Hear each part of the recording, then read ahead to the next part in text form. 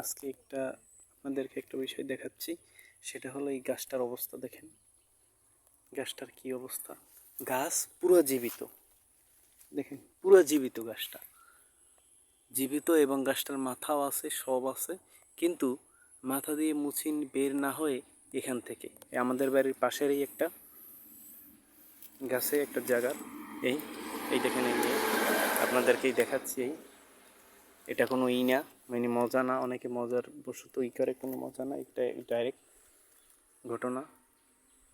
গাছ ফুঁড়ে মাথা দিয়ে কলা বের না হয়ে গাছ ফুঁড়ে গাছের মাঝখান দিয়ে বের হয়েছে। এই দেখেন, দেখেন আপনাদেরকে দেখাচ্ছি, দেখেন, এই এই দেখলেই আপনারা বুঝতে পারবেন। এই গাছ একটা জার, বড় জার, এবং এইভাবে বের হয়েছে, দেখছেন।